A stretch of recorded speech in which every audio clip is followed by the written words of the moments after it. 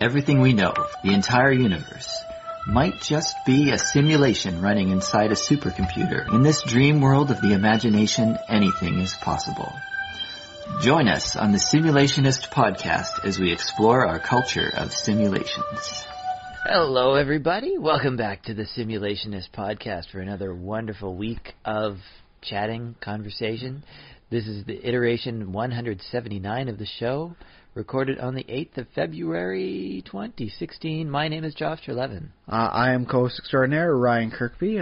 Everyone in BC, happy Family Day. BC and a few other selected provinces, I believe. I don't know. This is one of the holidays where they change it in every damn province. But yeah, we're recording this on Family Day, so... Yes, as a bit of an addendum from last week, apologies. You did not hear from us in 7 days. It was 8. We're recording a little late due to schedulings. Yeah, but yeah, we'll be back to a normal schedule. Yeah, you'll hear from us in 6 more days after this, so it'll all even out. What's your hurry, buddy? Yeah. Well, yeah, in that case, sit back, relax. We're going to have another wonderful, nerdy conversation, yeah. How are you doing this week, Ryan? I am doing much better. Yeah. The crawling crud of a disease that seems to be working its way through everybody everywhere has finally worked itself out of my system. I did have to spend 2 days at work decently medicated. And I gotta say, I mean, like when you get medicated, enough to clear up those sinuses and keep yourself trucking along, it's not bad initially. It's like, oh yeah, I'm kind of enjoying this. This is fun. Woo, yeah. But after a while, the whimsy wears off, and it's just like, I hate this medicine head. Just let me be. Yeah. But the last thing you want to do is start coughing into a potential customer's face, right? So you got to take the stuff that'll keep you from doing a post-nasal drip and all that sort of thing. Yeah.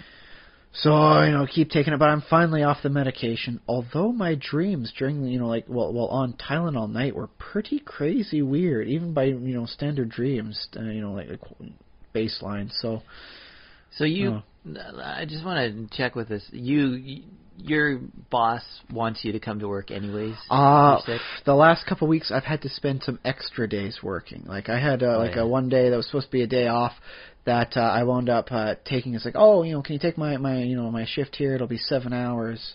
No, it'll be 6 hours, and it wound up being just about 8 because there was a no-show. Because someone, didn't even bother to phone in sick. So we all had a lot of extra hours to cover for a lot of people. I guess a big reason for that is because it's a small business as far as it's run as a small business because it's only one. Is it 1 or 2 stores? As of yesterday, it's 3 stores. Okay, and they do trade employees. Well, that is one of my extra roles. Is if they need me over at the other location, I will go there and do the shift because hey, getting more hours that way, right? Yeah. So the pool of workers. It's getting better because there's now 3 locations rather than 2, so we have a larger pool to draw from just in case. If you assume a standard, half people on, half people off sort of thing, then at 3 stores you have those 3 runs of locations. Could you make it to this store and cover me? I'm hacking up something purple here, and I got to go see a doctor about that because I haven't been eating anything purple. So it's getting better, but if it was just a singular location, it'd be almost impossible. Who's supposed to be there? There's no temp agencies. There should be, but there isn't. A lot of places, it's just working in the lab. I was well versed in lab practices before I started working in the lab where I met my wife so many years ago. But just because you got a degree, and you know how to work in a lab doesn't mean you can just be dropped in and all of a sudden you're as good as anyone else day one. Everyone has standard operating procedures. This is how we do things here. This is how we go. This is how we coordinate. And trust me, the coordination's the biggest thing. Our location, we are very much a team, and we will work and cover and help out. If someone comes in to work a little sick and say, hey, I'm not doing too well, I'll see what I can do about working more in the back if you can help cover up at the front. I'm fine with that. Just let me know, because if you are not, feeling at 100%, I'd like to know so that way we can shuffle around our duty roster a little bit more. Do you feel I don't know how simulationist this is, but do you feel at work, your main workers, you and the other person or my two, standard crew, do you generally operate at 100% efficiency? Oh, are you kidding? With some of these people, it's like we are one. It's just like we do. Oh. It's like we should be doing martial arts with the quality we're going at. You know, we're moving around, like all the hands are moving in the same area, but no one's like interacting and blocking each other. This is good stuff. Like, and it doesn't happen overnight. I mean, like some of these people I've been working with 3 years, but we can get things going, and we've got a really solid crew. For our standards, and we are really able to coordinate. This person's doing that, I'm doing here. Oh, hey, you know, like it looks like, you know, like he's going to need help here, so I'll go in, and it's like, sure enough, he's just about ready to, you know, ask for some help, and bang, there I am. It just gets to the point where you know what the person can handle and what they can't, which is why when someone comes to work sick, it's like when I come to work, it's like, you know, hey guys, full disclosure, I am wonderfully medicated right now. So if I'm a little slow on things, it's due to that. So it's nice to know to how to change your flow. Okay. Yeah. Which is why I like working there most of the time, because the other location, I won't lie, they're not bad people there, but they're very much more like a group of individuals all trying to get things done before, you know, oh, time to leave. Whereas our place is very much we are a team. Okay. And the difference shows. You can tell. We get people driving extra, you know, distance just to make to our spot because they want to be with us. We have that customer appeal. Nice. Yeah. It's just nice to be liked. No, I'll say that. And I like that I like thinking about that from an organizational point of view and like how things fit together and how you all, like because that's a system in itself that some sort of is partially designed, but also partially just the people that are in that sort of manage to mold themselves to each other, and you know. Well, that's the thing is there have been cases where it's like, oh, hey, something's happened up at the register. We're going to need, you know, like the supervisor, because only he can deal with it. It's a monetary issue now, so only he can deal with that. So it'll be like, okay, we got to do a switcheroo, and everyone just shifts over one place, and all of a sudden the manager, where he needs to be, everyone else is covering all corners and all the slack, and it's just like almost like a game of musical chairs sort of thing, where everyone just slides around one spot, and then like everything keeps flowing smoothly. Not everybody can claim that. Like, oh, you gotta be over here, and all of a sudden the spot's left, and all there's customers left waiting. All of a sudden, I thought I was gonna get proper service, and now I'm left waiting, and there's no one serving me. No, not with us. We got the good crew. It's like, okay, everybody, and shift, boom, done. Keep going. Okay, yeah. Well, that's cool. It does defeat a lot of the negative, you know, impressions that people have. I feel like, oh, you know, like, look at these people, they must be like slack asses, all of them, just because of the nature of the industry we're in. It's like, no, man, we're good. Well, to speak more about your, I don't know if we should name it at this point, because we've been talking about it so long. People are like, what? It is fast food industry. Although, like, quality of fast food, most people are shocked to see, I won't lie. And, well, if I can talk about it a little bit more, one of the aspects of it that's kind of cool is that it's all done in front of the customer, which is very well. It's not all done. Well, that's the thing is, back when I was a young man, I did work at Dairy Queen, and a lot of people you couldn't see the grill area. I don't know why they kept the grill hidden. Like, ooh, look at the flames coming up, cooking that stuff off. That looks good, right? You'd think that'd increase appeal, but I don't know. For some reason, like all Dairy Queen grill areas are kept hidden from the customers, and so they don't interpret it the same way. For them, all I am is just something that shoots burgers and fries out of like a hole in the wall. Yeah. So it's like, I've waited 45 seconds for my cheeseburger. Why don't I have a cheeseburger yet? It's like, dude, it's been 45 seconds. Maybe you shouldn't want a cheeseburger every 45 seconds and be upset if you're not getting one within less than a minute. Wouldn't you be concerned if it took less than a minute to get a cheeseburger to you? In the modern age? It's like really, come on, man. Whereas, like service in front of you, they get to see what you're doing. It's much more personal. Yeah. And that does help change at least the customer's attitudes. I'll say that. I do notice a big difference in customer attitude between those two locations. And I don't think it was just the personal location. I think it's the entire style. Yeah, and they talk about every once in a while it comes up that they might be automating like a lot of fast food and stuff. You probably could automate the things like the burger joint style joints. Yeah, like your Dairy Queen, I suppose. Well, I've been told there are a number of McDonald's locations where you don't even touch the stuff. Like they got a pickle gun. Click twice to get your 2 pickles dispensed. Yeah.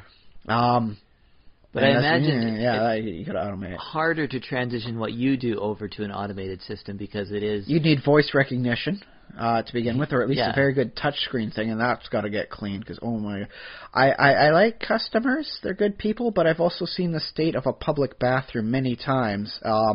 So I do not like to trust their hands. Yeah, and they're not. The other thing about customers is they're not trained. Like, you don't have to have your food safety certificate to buy fast food. Although they do seem very appreciative of my suggestions. Like, hey, you can do this, you can do that, you can get this going on this way. You do it this way, you save yourself a little extra cash.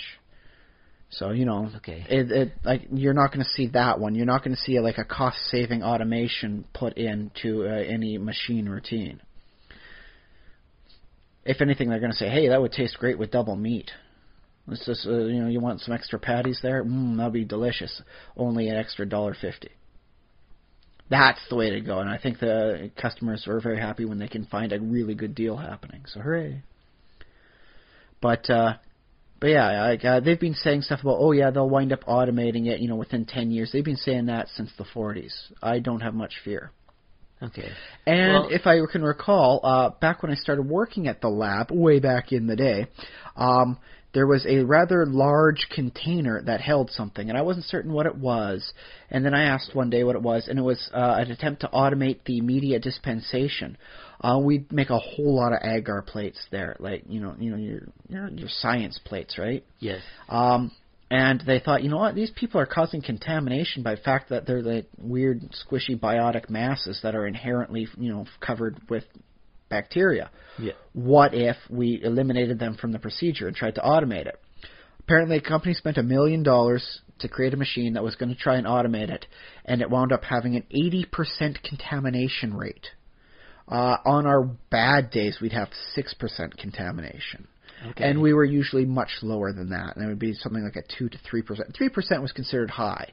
Like 6% was disastrous. But 2%, that's pretty good. It's like one plate in 50 not being, usable. It's not bad. Yeah.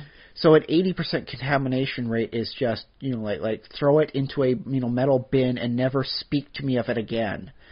So if you can't automate something to the quality of it will destroy media, with contamination, I really don't think anything involving health food services is going to ever get automated reliably. Well, I mean, I wouldn't say never, but yeah, maybe not as soon as you think, I guess. That's the thing. I mean, like if they're not able to do it for a scientific setting, then chances are like something where food and I'm skeptical that I have a feeling that they just gave up because they spent $1 million on an 80% contamination rate. Well, but isn't science and technology and progress supposed to be, you iterate.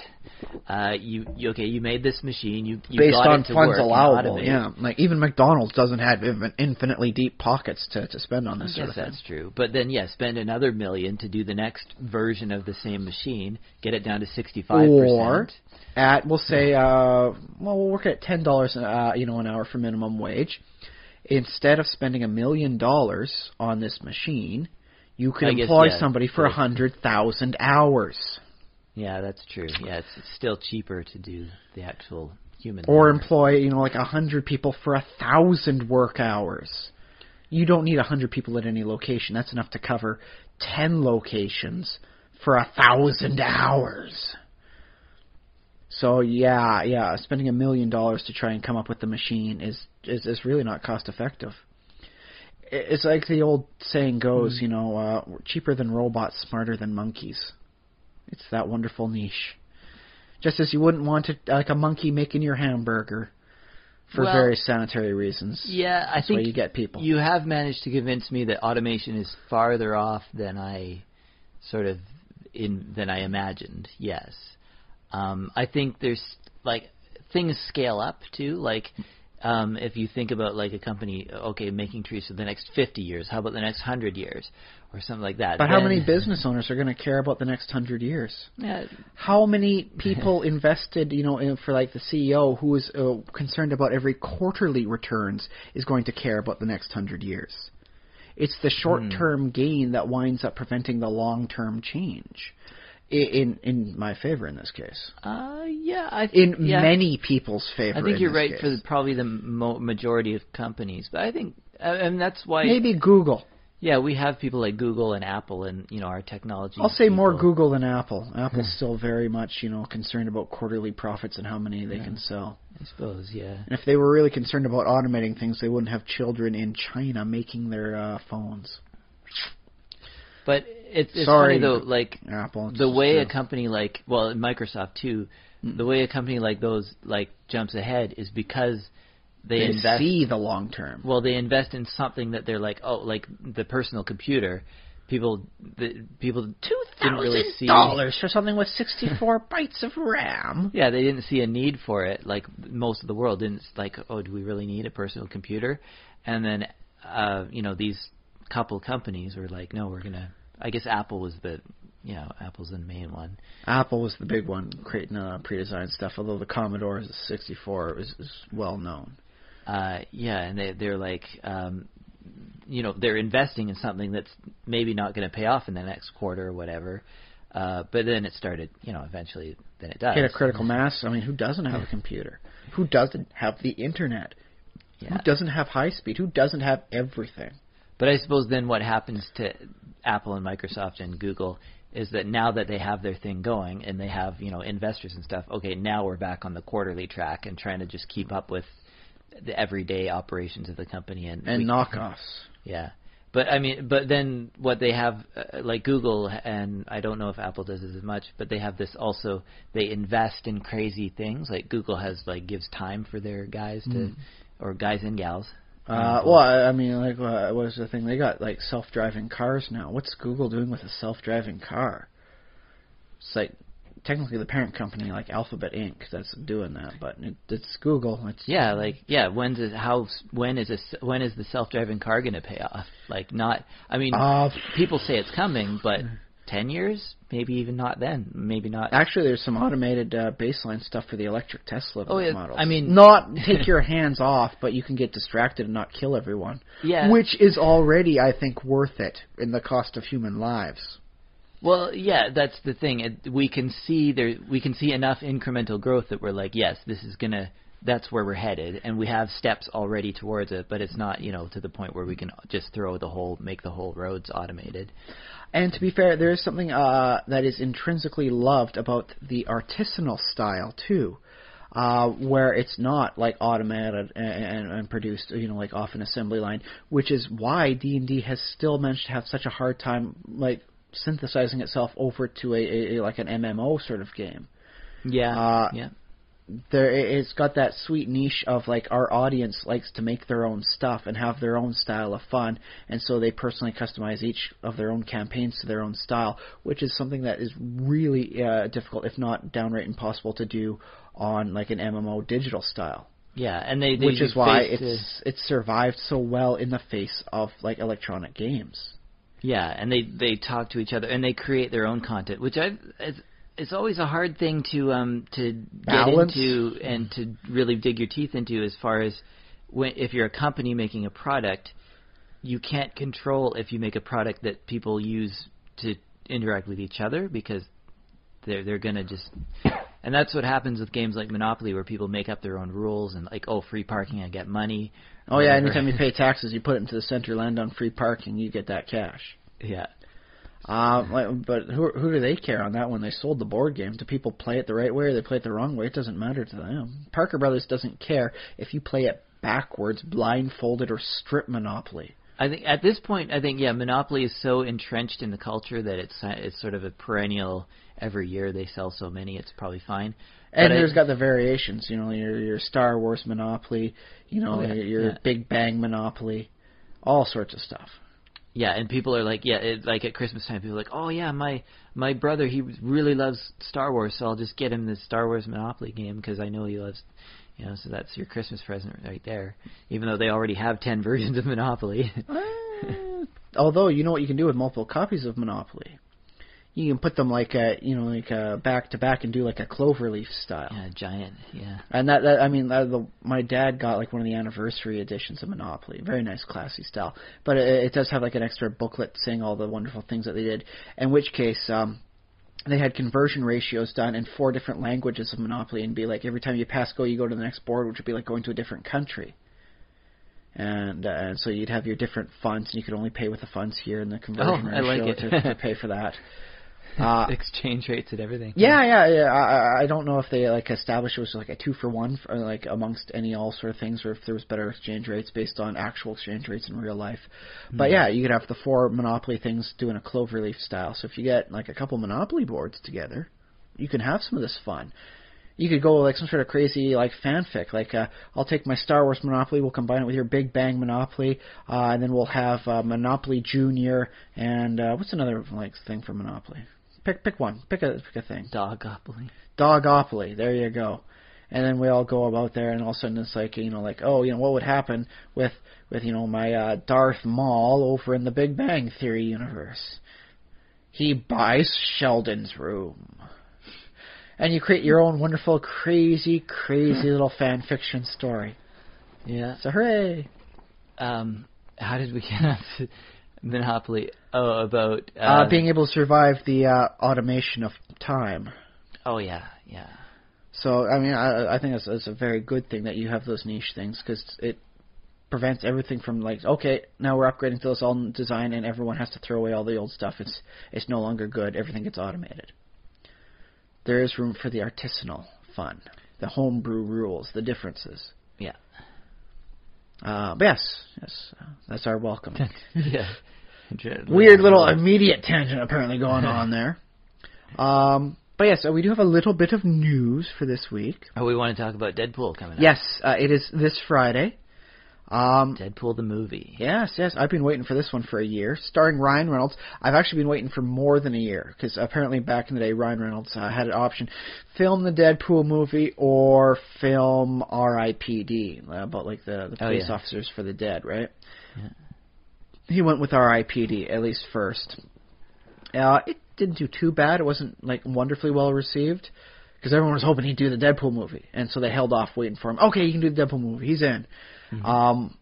What are your expectations for this movie, Josh? How high are your expectations? How grand are your expectations for this?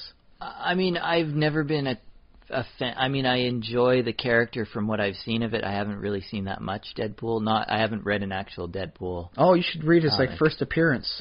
He was created by Rob Liefeld.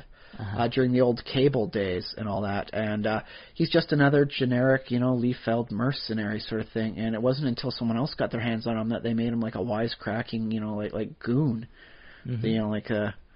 The regenerating degenerate, the merc with a mouth. So I'm sure, like, if I do get a chance to watch it, I'm sure I will enjoy it. I expect a quality like film, and I like that it's going to be funny. I'm excited about that. So I have amazingly high hopes for film, unreasonably high hopes for this film. Because one, I hope it does well. It's very entertaining, and everyone has a lot of fun, and maybe there's going to wind up being a sequel. That said, I really hope it winds up being like the big breakout, like superhero movie of the year.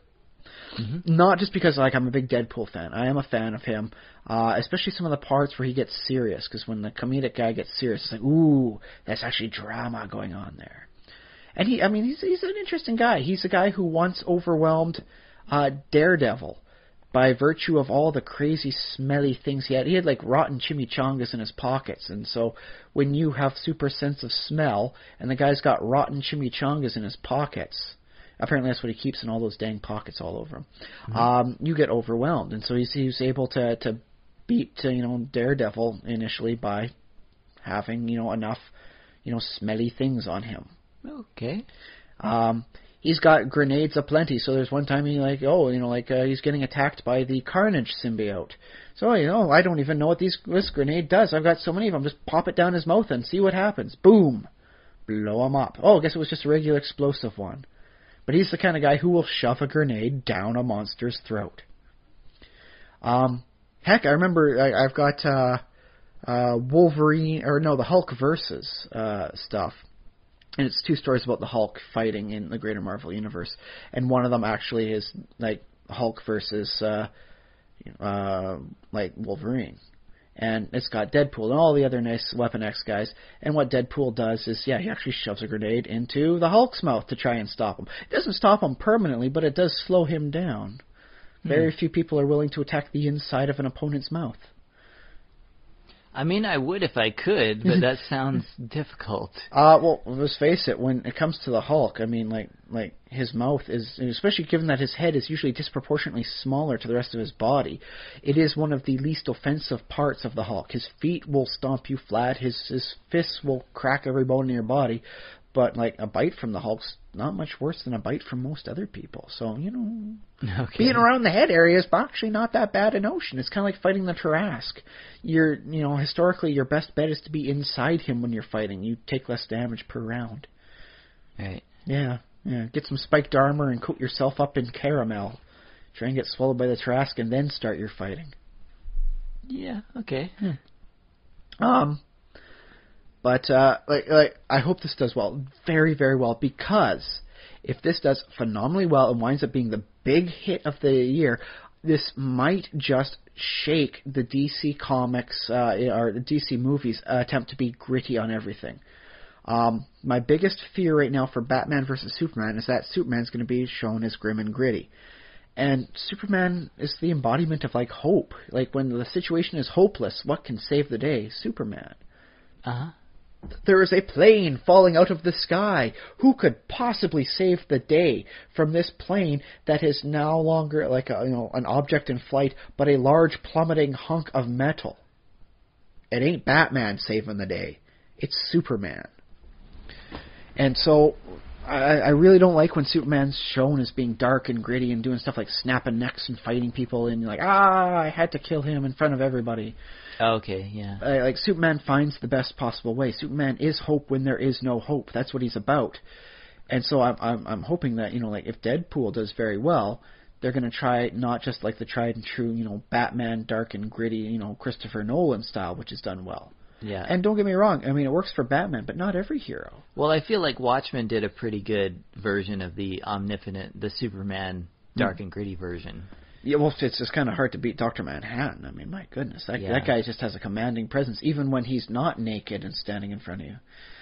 But I mean, like, there's a lot of really good comedic characters which I think could shine well. If Deadpool does really well, and the concept of a violent and or comedic hero is potentially, winds up becoming viable, well, that opens up Harley Quinn for a solo movie, not just, like the Suicide Squad. It could open up Lobo as an option. Well, okay. Because he's comedic violence himself, so like the point of ultra violence, where it's like not even taken seriously. It could do well for the ambush bug character. It could do very well for, and this is my biggest hope, Plastic Man. Like for 20 years, people have been saying, "Oh, you gotta get Jim Carrey. He'd be great for Plastic Man." And Jim Carrey's kind of aging. I don't know how well he could do the superhero role. You got to find someone else that's really Well, he nice. did The Mask, so he kind of already did. That really showed how well he would have been as like Plastic Man. But it would have like if it works for a comedic hero, is like there's room for it, and like DC, Marvel, movies take note of that. There's a lot of good options for heroes where they could really do their strong. Do you expect the Deadpool movie then? Do you expect to classify it as a comedy or an action movie with a lot of comedy in it? Well, I'll say this: superhero movies are by default action, but superhero genre is not itself a genre. It's a subgenre or addition to of action. No, of anything. Like Superman is a sci-fi superhero. I see. He fights like routinely in like large metal robots and like a. Well, the Superman movies are sci-fi, action, and superhero. Well, that's the thing though. Is like action is by default superhero. So saying that something's a superhero film is like, how can you have a superhero film without some action in it? I guess maybe Charles Xavier just going around doing mind control stuff. I mean, maybe, but even then, I can still see like room for action going on. Yeah. But so saying superhero and action is almost redundant. All right. Okay. So Superman in the comics, he'll do something like he'll fight a giant Kryptonian gorilla. that winds up having kryptonite X-ray beams. And so he's very hi-fi, sci-fi. Whereas Wonder Woman is a fantasy sort of thing. She's more likely to fight, when she's not fighting Nazis historically, she's fighting like Greek monsters and other mythological sort of creatures. Yeah. She deals with like actual gods. Batman is like a true crime sort of superhero sort of thing. He's much more likely to fight in the streets, and fight, like more real world plausible villains. Yeah. And so, like, there's a lot of, like, variability in this. So I would have to say Deadpool I would see as a superhero comedy, in which case action is by itself, implied. Now, I think I've brought this up before, but isn't Spider-Man that? I always thought Spider-Man was supposed to be that niche of the comic superhero. The comic as in funny, comic. Well, yeah, the Peter Parker patter, as it's coined. His ability to enrage his enemies with his talking, incessant talking, until they wind up, like forget this, I'm just going to throw pumpkin bombs at him until I win. Oh, whoops, now they're coming back at me, sort of thing. I guess I blundered up on that one. Yeah. That's his gimmick. That's his fighting style. It's very good. So I guess Deadpool adds sort of a reckless violence to it. Yes, he's got the comedic violence angle to it, whereas Spider-Man's very much comedic but very serious. He takes his role as Spider-Man very heavily. If he doesn't save everybody, that weighs down on his shoulders. So he, even when a villain falls to like his own, hoisted by his own petard sort of thing, pumpkin bombs to the face or whatever, Spider-Man feels like he's lost. Spider-Man doesn't win unless everyone's okay, even the villain at the end. He's got a very high standard to set. Yeah. It's very, very difficult for him. And we also talked about how having an R rating is important for Deadpool because that's the character, right? If I could see, I've seen things where it's like a Spider-Man thing, and there's Deadpool in a PG-13 sort of thing. And it's not bad, but it's not full Deadpool. It's kind of like half pool. Yeah, but at the same time, R-rated movies don't necessarily... was Fury Road rated R last year? I believe it was. Okay, so yeah, they can be big. So yeah. I guess. There's room for it. It's no longer like, oh no, you've got an R rating, this spells doom for how much money we can make. Yeah, but it can't be Star Wars level or Guardians of the Galaxy level big. Well, I don't know. I mean, you get enough of these comedic superheroes with the violence going on sort of thing, you could put them all together. I remember a comic book thing where, long story short, the Justice League of America got erased from everybody's memory worldwide. But it was Justice League of A was getting put back into their mind before the guy who was doing it got clocked unconscious. So everyone was forming a Justice League of A something. And so you'd have like Batman breaks a lot of the criminals out of Arkham Asylum to create the Justice League of Arkham. And everyone's trying to do their own thing. And there's a one-panel bit with Plastic Man called the Justice League of Anarchy, which had him, Ambush Bug, and Harley Quinn as all comedic sort of characters, doing crazy things. And I could see if you get enough of these crazy comic book guys with enough of the right violence in the same universe, you could do an Avengers-style like team-up in a Justice League of Anarchy style. Part parody, part hyper-violence, all comedy, everyone wins. It's done big from the big standpoint, the same way that Avengers was by default, because you take all these guys from their own movies and put them all together in a bigger movie. Oh my gosh. I can see how this would be awesome for you and me. I can't see how I can't see it being like, mainstream awesome. But you wouldn't want to see the Creeper in a movie? Because I would. It's going to be kind of hard to put him in his own that's movie. what I'm saying. I would. It would be great, like from the point of view of us, but I don't know if it's going to happen. Well, it would work nice as a secondary character for him. You get to include him in.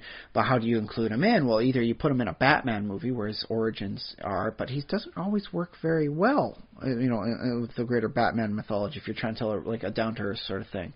Mm-hmm. So he works very well with Harley Quinn as like this comedic, guy who's like romantically pursuing her. Because my goodness, I mean, she's comedic, she's female, she's usually dressed in a one-piece body stocking. Who wouldn't want to try going after her, especially if you have little regard for your own health and sanity? And so he winds up being a secondary character put in there. You build up the character, let people know him, and then you spin it out. He could make a decent a secondary character like on Plastic Man sort of story. Like Plastic Man is a very comedic intrinsic character because he can change his body to look like anything.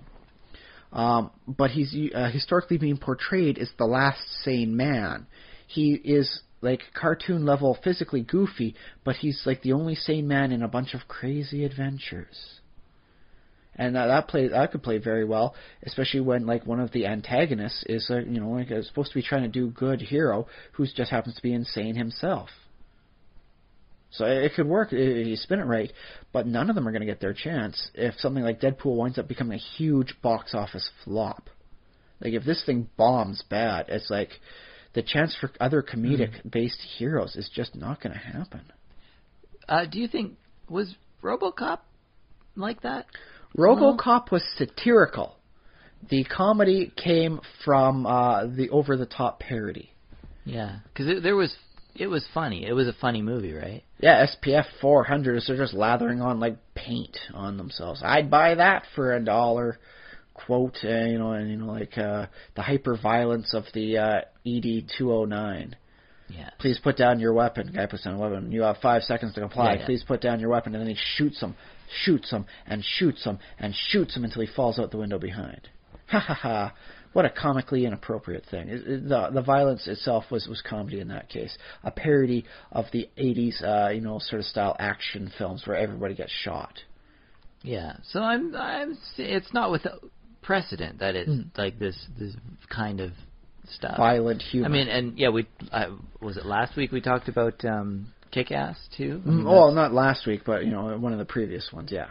Yeah, we talked about that. Sure. Whereas the violence there was done very realistically, if not sometimes comedically. I mean, by virtue of situational comedy.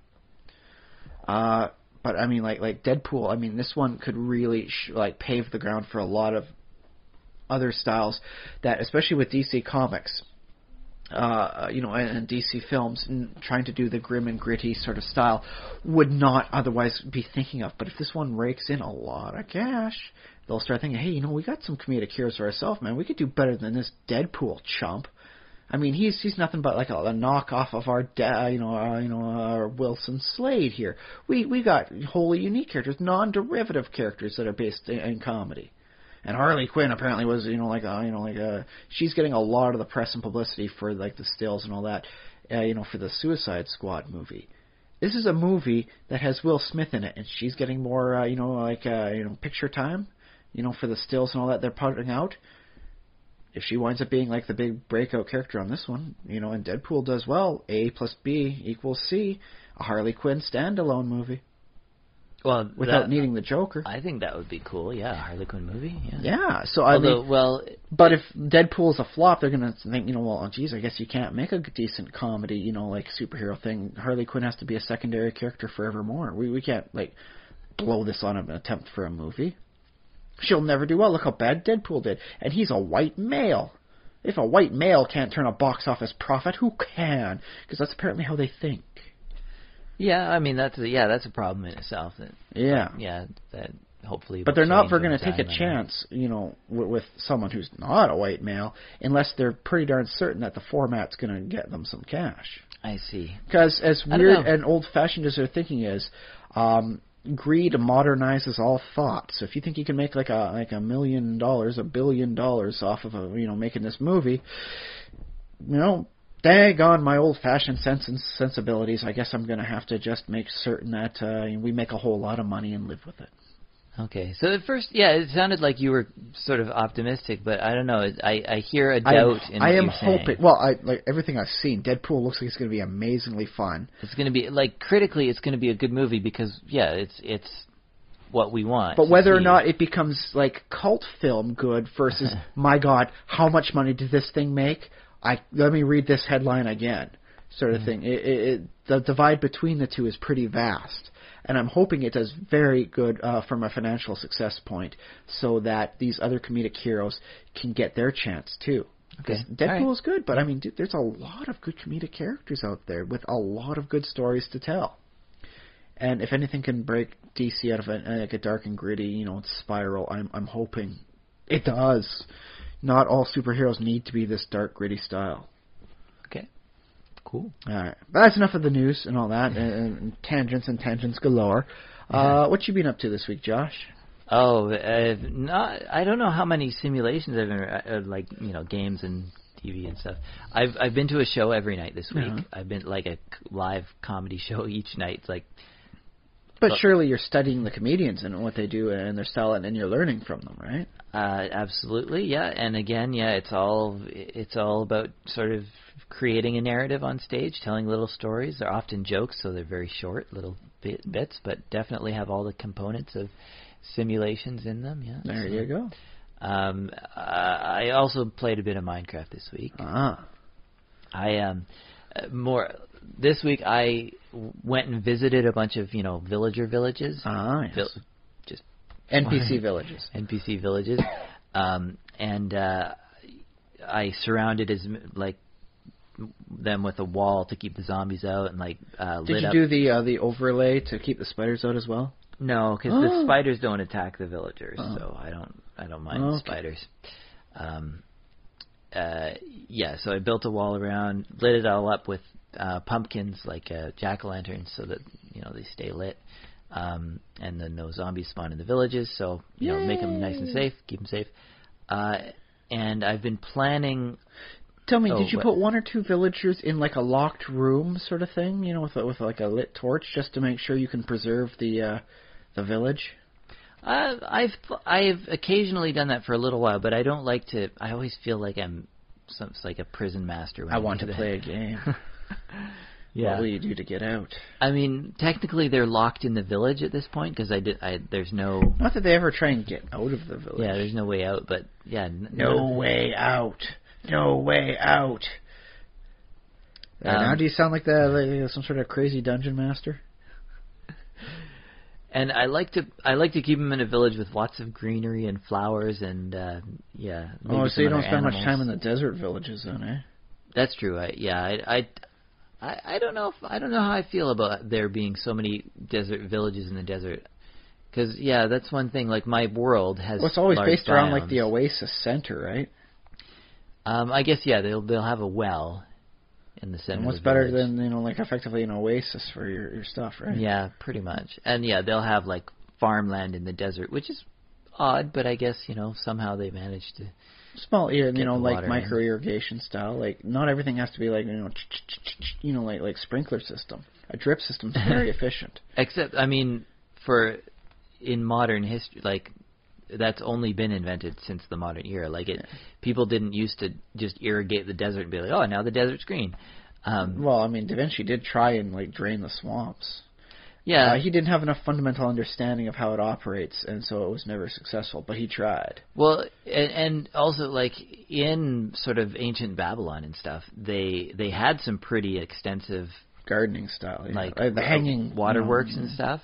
The Hanging Gardens of Babylon itself is a thing, right? Yeah, but the thing was those were pretty massive endeavors that they would divert parts of the Euphrates River and all that.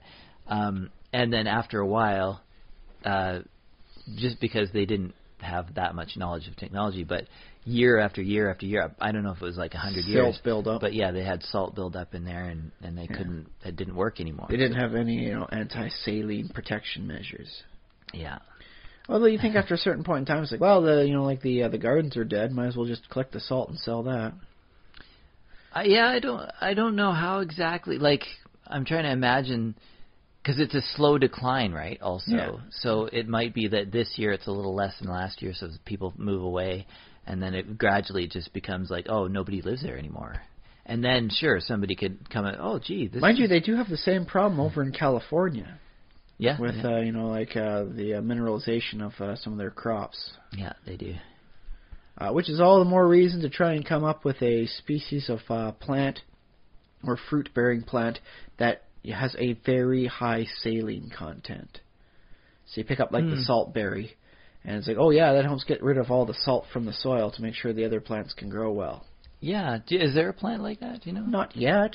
Funding hint, wink wink. Huh. And then again, I've also got some plans about a cold temperature coffee bean. Yeah. Something that can grow in Canada. So they got the term Seattle's best coffee, but it ain't really from Seattle. It's from Peru. So it's really not Seattle's best now, is it? That's true.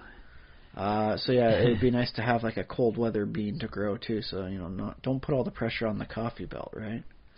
So yeah, so that long story short, I find the desert villages in Minecraft to be strained credulity, despite. I find all villages to be fairly strained. The amount of times I've looked around and say, "Oh, hey, there's like a giant crevasse in the center of town where everyone keeps falling in." How did that town even form? Like, was there an earthquake? Like just before I got there? Why is everyone falling in? Sure, let's say that. Because it's not sustainable for villager idiocy.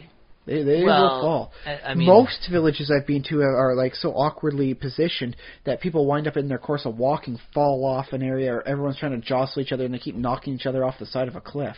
Except I put that down to the bad AI in the village. See, while I'm criticizing the game, I'll also criticize the AI of the villagers. Oh, they yes. could probably improve that a little bit. And not have them walk off cliffs or Well, they push each other off cliffs. Well, so in that case, like have them, if they see a cliff like 2 blocks away or something, they're like, oh, okay, I'm going to be extra careful. Maybe give them the ability to, like a player can crouch, give them that or something. There needs to be a lot of work done for village NPC. I guess there's a nice mark for a mod if you want to compete against the Millionaire mod, right? Yeah. I've always wanted to have better, more smarter NPCs mod. And I've said I wanted to have something a little simpler, or not simpler, but more that makes more sense than just they magically happen to have these goods to trade. And then if you kill them, they don't have those goods. Although I will note with the mods I have, they do have a chance of dropping gold coins. Okay, yeah. And that would be from I believe it's from the Thaumcraft mod. So they don't have the goods they're selling you, but at least there's a chance of getting a coin off them. Congratulations, I'm one step closer to being the murder hobo of a D&D adventure. So yeah, my plan in D&D is, or not in D&D, in Minecraft, is to sort of build some network between these villages, and somewhere near them, I want to start like doing my wool, like I'm gathering different colors of wool, so I want to build like a wool maze. Dig it. Yeah, and like I don't know how big it'll be. I guess it could be as big as I want it to be, but yeah, start sort of modularly, I guess, and do a little section here and section there, and sort of do crazy. No grand master plan designed on graph paper? Well, I haven't. I mean, no. To me, what's fun in Minecraft is being actually to build it in place. So yeah, probably that. And then I was thinking like I could do like big wool room, like a big wool room. I don't know, white wool or some other color, and then have like paintings or something, or make like a sculpture out of blocks in the middle or something. There does need to be more emphasis given to stuff like museums. Like I see a lot of stuff like, oh hey, take a look what I've done in Minecraft, and there's a library here because you can get a bookshelf, right? But I do not see a lot of people saying, oh, and then over here is my art gallery, where they just put up the paintings sort of thing. Yeah. And it's just like, oh, come on, man. It's just like where's the love for the arts? Although, admittedly, there are those maps where people will take and they'll make like a thing of house that goes from like a vertical level 63 all the way up to 255 in like pixel art style. Doctor House? Yeah, House MD. Show, yeah. So you look in the ground distance, and as soon as like you're within like rendering distance, it's like, oh, there's a big picture of house just staring like sternly at you. Yeah. Hugh Laurie does not like what you're trying to do. Isn't there one of the paintings that comes in the game, like that you can get from putting up paintings? Like, the generic stuff, yeah. Isn't there one of a guy with a cane that might be Dr. House? I don't think so. There's a lot of weird stuff in there, man. There's some weird art. Maybe that's why they don't do it. Maybe they just don't like the art. Maybe there needs to be like an extra art pack, like you got those chisel packs, right? Yeah, I think that would be a good thing. One of the things I do like about the archaeology mod I have is that it adds like more like historical like glyph paintings to put up there. So I've got like a pigman princess. I've got a thing where like Hero Brian is throwing down the pigman civilization, and there's a bit where you can see like a bunch of people like encountering like a T-Rex frozen in ice. And it's nice stuff. It's archaeological base sort of thing, so I kind of dig that style.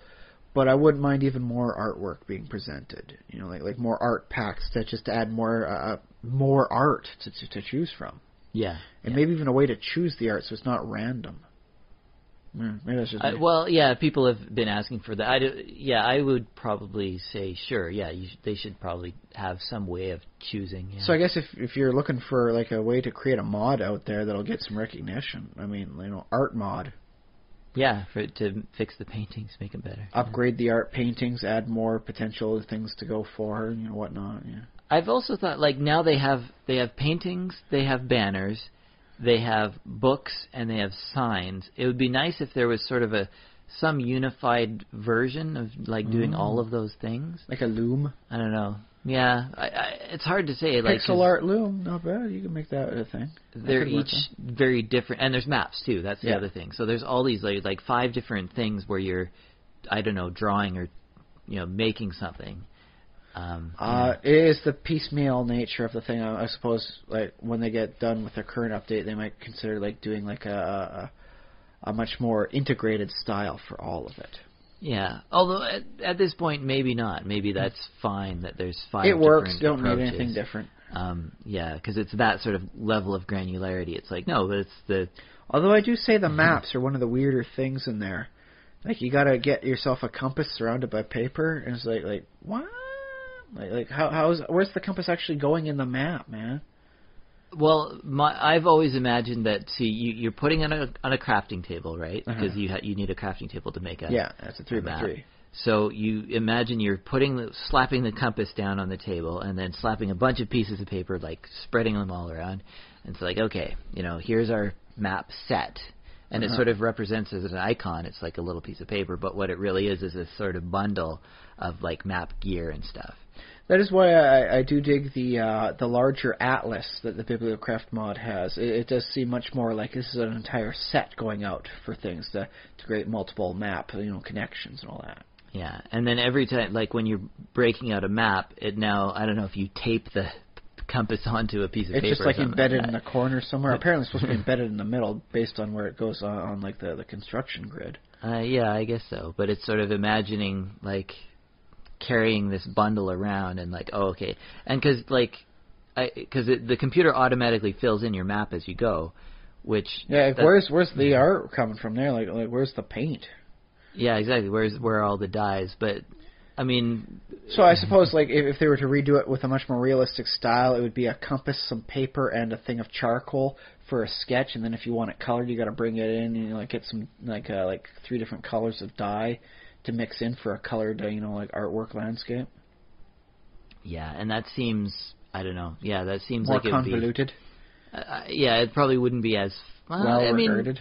There are versions of Minecraft that sort of give you that, like Terra Firmacraft is a bit like that. Oh, yeah. I don't know if they have maps in Terra Firma, but they divide things up a little bit more. So instead of collecting copper, you're collecting, I can't remember what it's called, but some tetravisite. Oh, yeah, the ore it's from. Yeah, the actual as opposed to just calling it copper ore. Yeah, and there's some various versions that, you can get so much % of copper from this and then some zinc. Or the Dwarf Fortress way. Yeah, so similar to that. So, yeah, there are versions where people have done up like harder things, and some people like that, but also some people like, no, I just need a map. Like, just give me 5 things that I can put together, you know, 8 pieces of paper and a compass, done, map. So yeah. Fair enough. I don't know.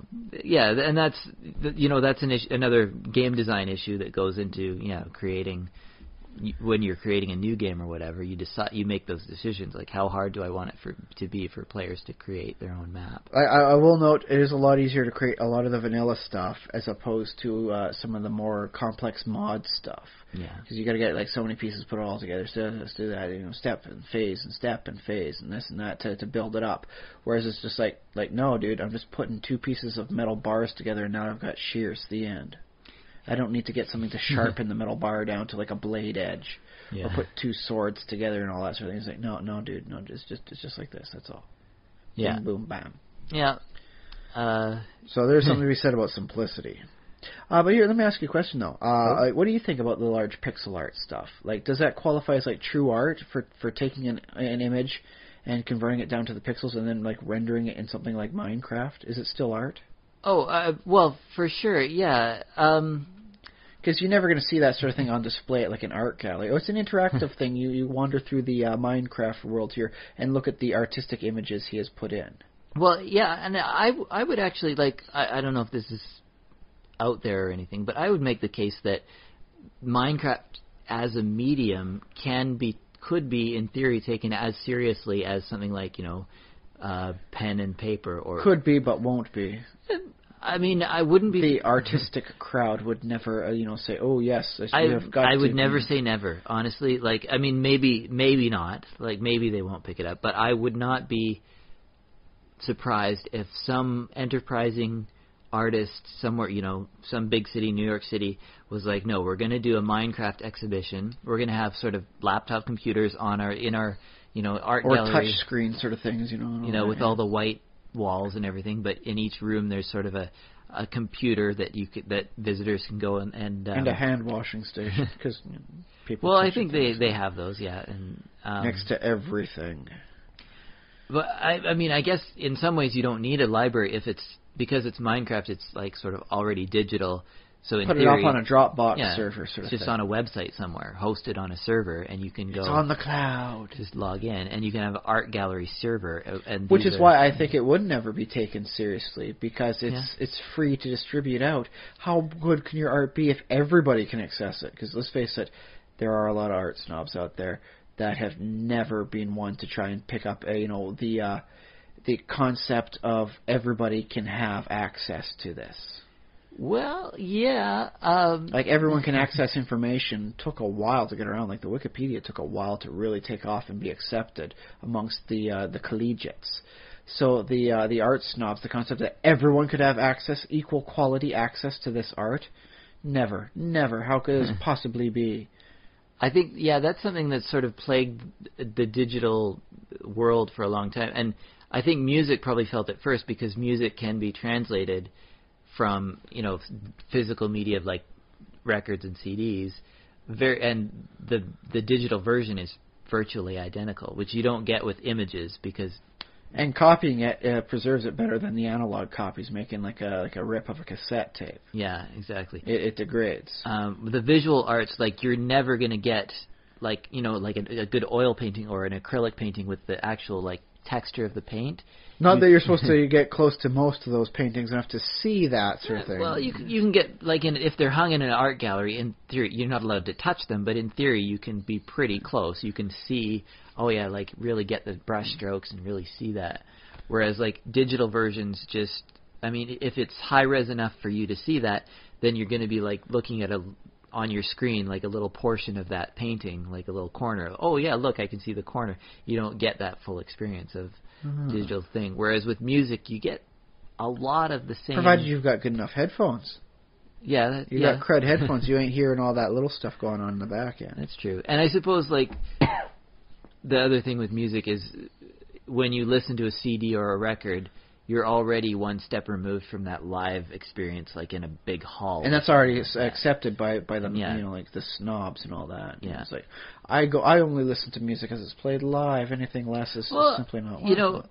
I don't know how many of those people are out there, but they're no longer in the majority. Well, there's probably a few people who, and it's also the case that, even a regular person can be like, yes, everyone likes to see someone on tour.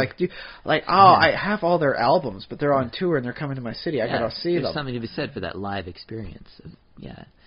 And the music will be different, and it's different partly because of your psychology and partly because it's in an actual They can't play the environment. same song all the time and remain sane. Sometimes you got to change up a little bit, have some fun. Although some bands they lip sync, and I don't know how many do it nowadays, but the fact that they lip sync and get away with it still blows my mind. It killed Milli Vanilli. Their career just died then and there, man. And all these people are elsewhere getting away with it. Yeah. I can buy Pink lip syncing when she was going to be spinning around during her ribbon act as she was going about and getting dipped in a thing of water. I'm okay with that because, dude, that requires a lot of concentration. Just mimicking the words, congratulations, that's already above and beyond. Actually trying to sing and get all the right notes as you're doing this and making sure you don't fly off and crack your neck. Like at a certain point, you gotta say like no, that would be too much to try at all. If you could do it, congratulations. That's like amazing. But I mean, like don't kill yourself over it, right? Yeah, but I also I wanted to point out to a point you made a few minutes ago. It's not impossible to monetize because people do monetize servers. Mm-hmm. There are servers that you have to pay to go on, so it is possible to sort of charge a fee and go to the Minecraft art gallery. Yeah, or even you could say, oh, it's by donation or something like that, and. Would it be feasible to any degree, though? Like, no one's going to be making money off it, right? Well, somebody might. Well, someone will make some money off it. If they did the right... Some amazing artwork stuff. Yeah, but I think, I don't know if it's possible, but I like to believe that anything is possible, and I like to believe that if an artist... Because, artists are artists, and, somebody visionary, maybe somebody who's trained in something like sculpture or design or something else, and then is okay, I'm going to take what I've learned out here. Michelangelo's David at 200 pixels high. And try and apply it in Minecraft. But, not a direct translation, because that's easy enough. A computer can analyze Michelangelo's David and scan it and say, oh, here's where the blocks go to do that. But imagine, somebody could do something... specifically, and people are what if they create an entire city?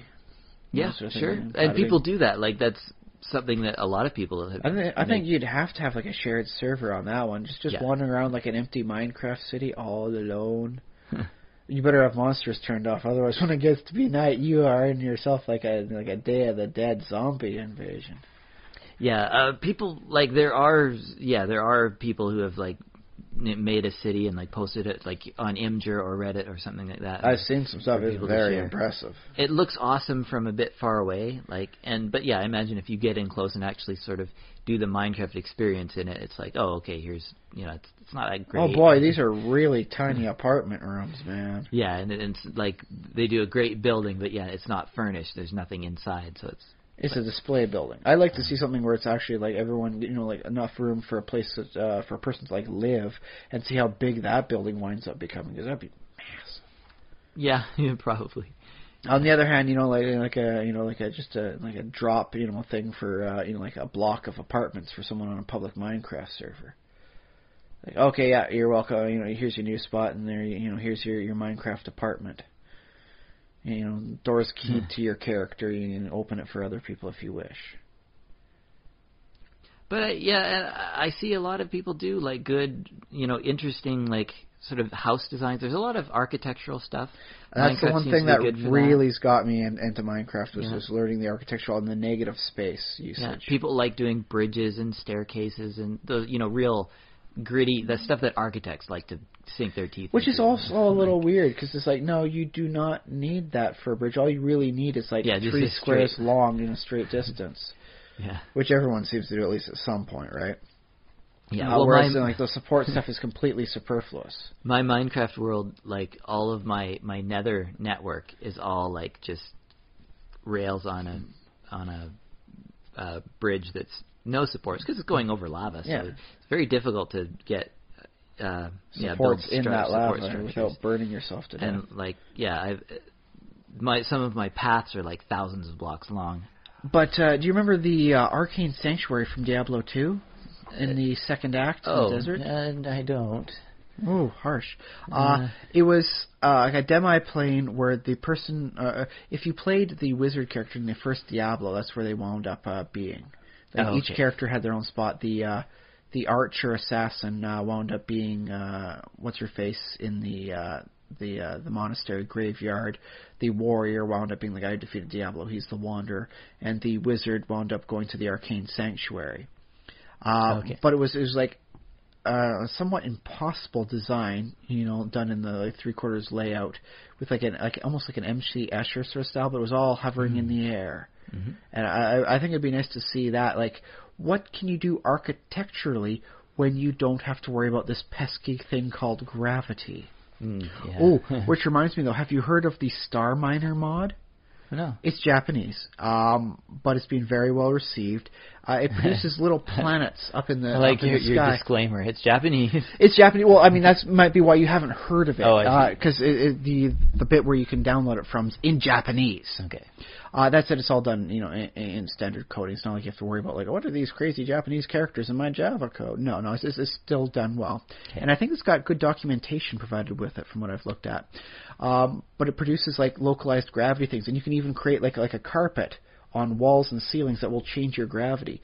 Yogscast did a quick thing on that when they're showing it, and oh my goodness, like Simon was just crazy about, like, because it's leaping on the wall and everything changes because it changes your perspective, so you're not like see yourself walking sideways. Yeah. The wall becomes the floor for you, and everything shifts on the side. So he's walking along the ceiling. It's like, why is the water in the pool not splashing down us? Because we're on the ceiling. Oh, that's right. Yes.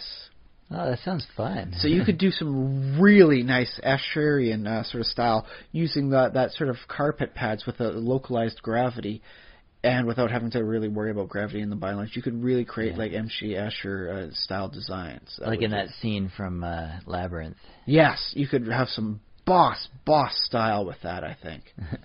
I've downloaded it, have not incorporated it in, so I have yet to personally say what it's like, but oh my goodness, I think you could do some amazing interactive art that way. Yeah, that'd be fun. That'd be a good thing. Yeah, so art in Minecraft, I think it's coming. I mean, and it's never going to be as popular as like the tech mods, though, right?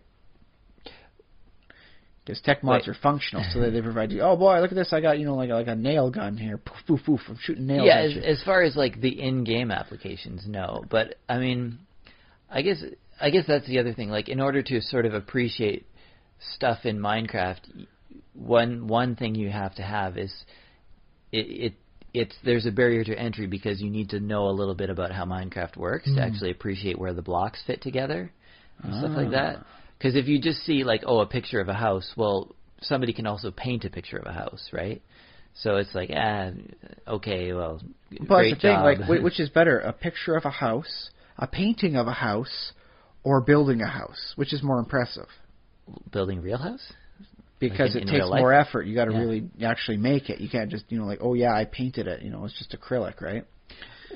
Well, I mean, like, imagine like a great master painting, a picture of a house. I won't lie. My wife does cross stitch, and she did one of like a cabin in the woods sort of thing during with the Northern Lights going, and that was amazingly beautiful. It was a gift to my mom, and my mom just absolutely loves it. just oh my goodness, she's just like adoring it. And I love people who build houses. And that's basically pixel art when you're doing cross stitch. Oh, that's true, yeah. But also, like, it's possible to build a house sort of exactly according to a plan and sort of build, like, 100 exactly like it. Doesn't make it easy to make every single house. You just ask anyone in construction. Even a prefab house is still a lot of work. That's what I'm saying. I appreciate what they do, but at some point, like it lacks the artisanal touch if it's a prefabbed home. Just take the blueprints and copy it 100 times. I feel that way. I mean, maybe I'm wrong, but I feel that's how I feel. I'll grant you on that one. I'll grant you that's fair. But But the effort adds to it. What good value of is art? If if it's that's why photography is seen as a lesser art than painting. So all you have to do is be there at the right time and click, now you're done. Which is ignoring the amount of time you have to set up, find the right composition, and wait for the exact conditions to go for some of these very, very amazing photos. Yeah. Well, also what happens nowadays, because you don't have to do film anymore, it's just digital, that you take thousands, maybe like 100,000, like over the Especially if you want to capture something like a bird like eating a bug in midair, sort of thing. Yeah. Yeah, you're just click, or and effectively then filming it with high speed film, and then you just take the one still you want. There's my picture. Yeah, there's that. So. Which takes work on its own, but how well it's regarded by the artistic community is always a little up in the air. Well, I think, if you look at the top levels of art and stuff, I think photography is appreciated. I mean, maybe not by every single person in the world, but yeah, I think people accept photography as a real art form. That's one of the things I like the Victoria Buzz on my Facebook for, is they do a lot of pictures of the local photographers. Oh, yeah. And there's a lot to be photographed here on Vancouver Island. That's absolutely beautiful. Yeah, we have some good That photographers. said, do you know who else we have here on the island?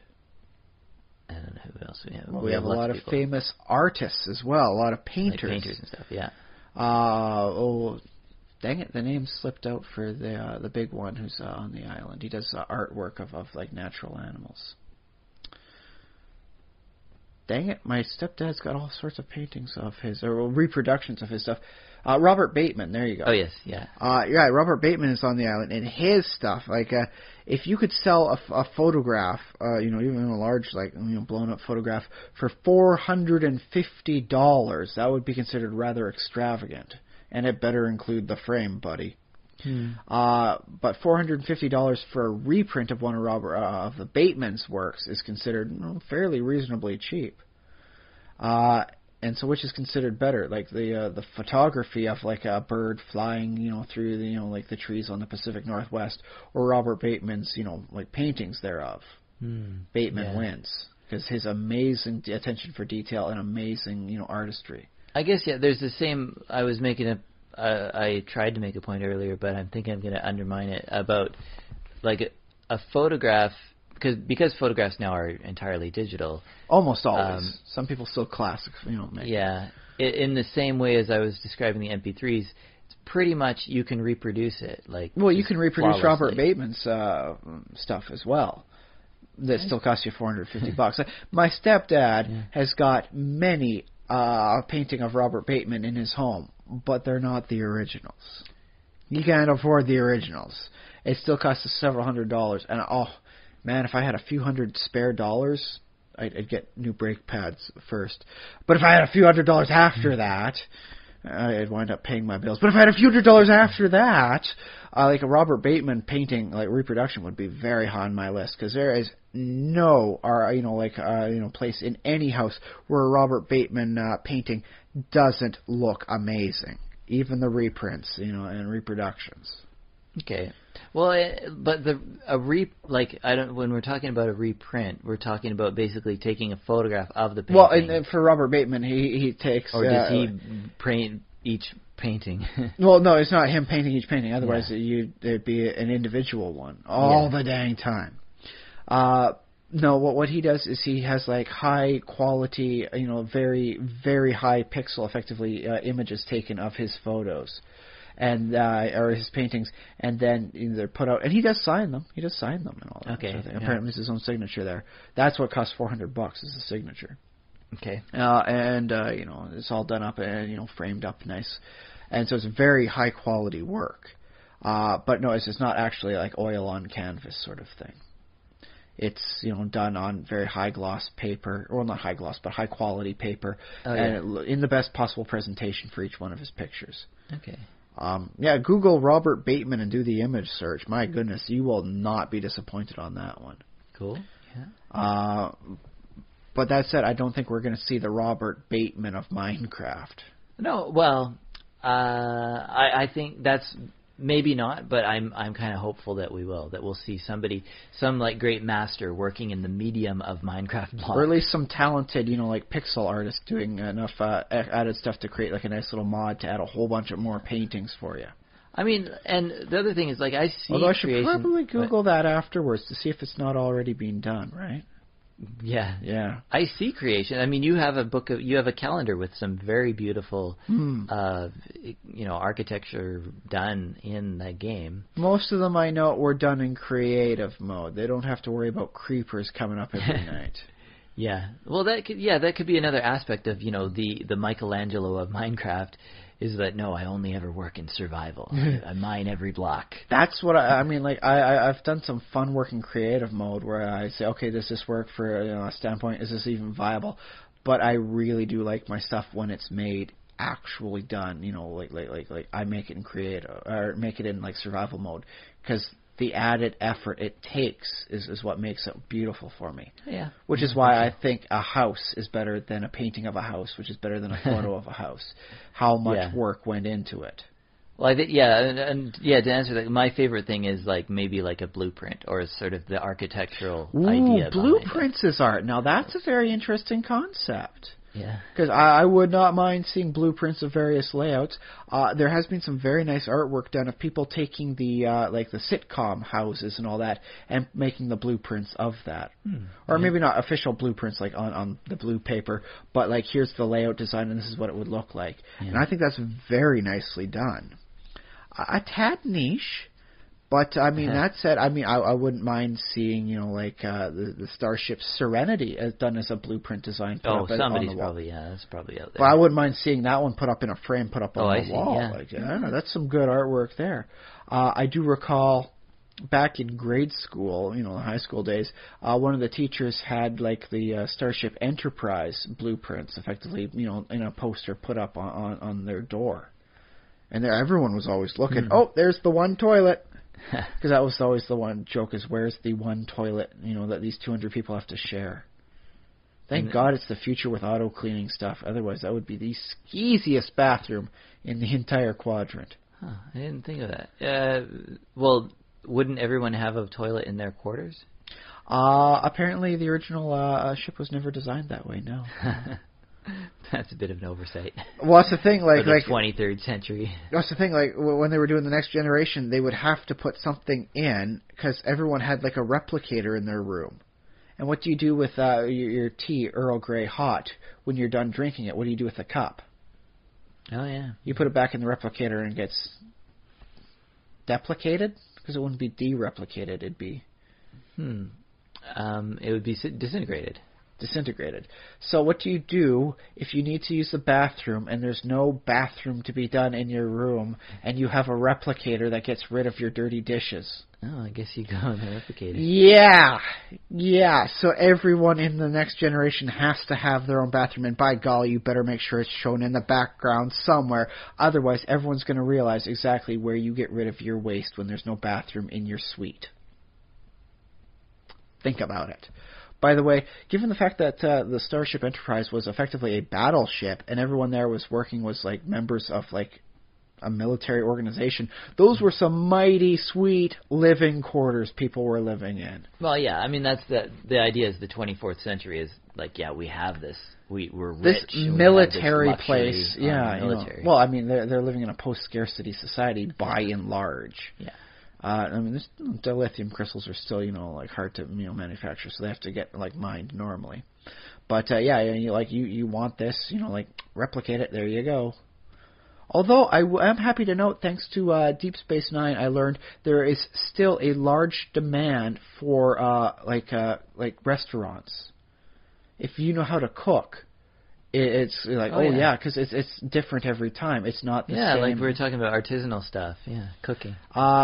Although I do also recall that O'Brien's wife, was it Keiko? Keiko O'Brien? Keiko expressed like amazing disgust that his mom still made like food with raw actual food, like it touched it with all the germs on it and everything. Oh yeah. So apparently a lot of the restaurants, even in the future of the Star Trek universe, will utilize like replicated meats that are sterilized and then cook from there. They'll get the raw stuff and then make it from there.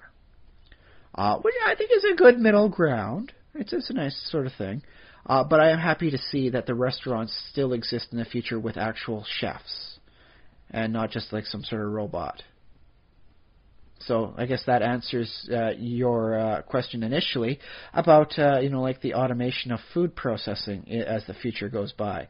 Even Star Trek still has chefs. Even over to the Voyager, they had Neelix to make the the homemade touches and the different dishes and styles. Yeah, but it's seen as an oddity or like a luxury rather than just you don't like you don't need to. Yeah. Although here's the question, Josh. You're living in the Star Trek future. Okay. You can basically replicate whatever the heck you want. You're living in a fulfilled world where you're living at maximum Joshosity. You don't have to worry about like paying rent. You just get to try and be you. Yeah. And do what you want and help produce towards like all of society. So you don't have to worry, really, like no like gold flakes on your hamburgers, crazy stuff like that like we have in our current, modern life. Mm-hmm. But you can get whatever you want from the replicator for food. What do you go for your food? Because I hate to say it, but every once in a while I am still going to order, like ask the replicator for a bowl of cereal. Oh, yeah. I'd have Fruit Loops every day. I don't know if I go Fruit Loops, but I mean, there's stuff, like, oh boy, like, I'm kind of hungry, it's a little late, I'm kind of peckish for a snack, like, replicator, get me some, we'll go with the Raisin Bran, sponsorship note, wink wink, get me some Raisin Bran and make sure the milk is just like 3 degrees above freezing. I want that nice cold milk, man, oh yeah. Because they can do temperature, right?